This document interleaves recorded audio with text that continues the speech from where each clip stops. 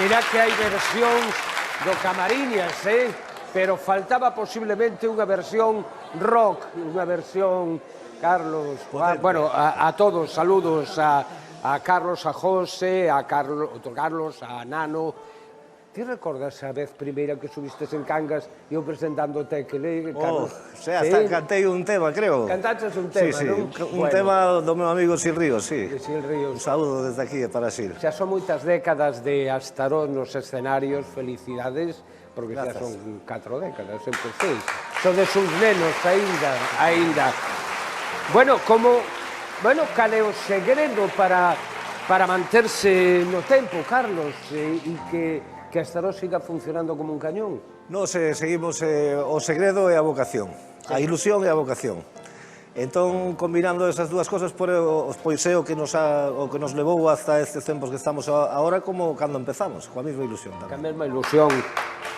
Decía Juan que este novo disco, titulado, por certo, Baixo a luz de Breogán, está impregnado de todas esas voces da nosa literatura, e ademais quixestes achegar un pouco o rock, a música celta tamén, non? Que máis cousas hai neste disco? A ver, eu creo que a máis importante delas é que é a primeira vez que Astarot se mergulla nese mundo da música celta e aparte o fixo da man dos mellores. Fomos da man duns grandes amigos de Luarna Lubre, comandados por Bieito Romero. Casi nada. Entonces a experiencia, imaginas, totalmente positiva.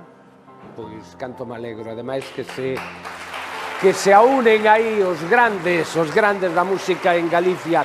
Acabades de gravar na casa, Carlos, dixen na casa porque foi en Cangas e un fantástico concerto con moitos amigos, que dicías ti, non? Porque aparte de Luarna Lubre, creo que hubo algún componente de Los Suaves, me parece. Sí, a verdade que... Sempre Suaves. Estuvo ata Lucía Pérez, Rosa Cedrón, en fin, que gustazo, non? Pois sí, a verdade é que ainda estamos, moi emocionados, porque a verdade é que para nós foi un placer ver primeiro a nosa xente de Cangas, e logo o primeiro regalo foi xa a todos os artistas que invitamos, que acabas de nomear, que todos e cada un deles aceptaron a nosa proposta de celebrar con nós os seus 40 anos. Aquí, darlle as gracias, pasamos un momento inolvidable que nunca esqueceremos e agora estamos preparando o que será o 10º disco de Astarot, que saldrá o que se grabou ese día, que é un CD máis DVD en directo co que aconteceu ese día en Cangas, con toda a nosa xente, non? Que bonito, que bonito. Tamén é un...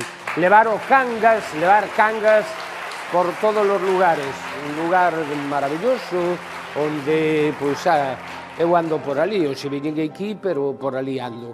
Bueno, queridos meus, que sempre é un placer presentarvos, e sempre é un placer escoitarvos, sobre todo, non nos perdan donde haxa un concerto de Astarot, diversión, reivindicación do idioma para o rock, que eso é moi importante. Moito obrigado, gracias de corazón. Gracias. Ai, que carai, que ben o pasamos, escoitando boa música, vendo boa xente.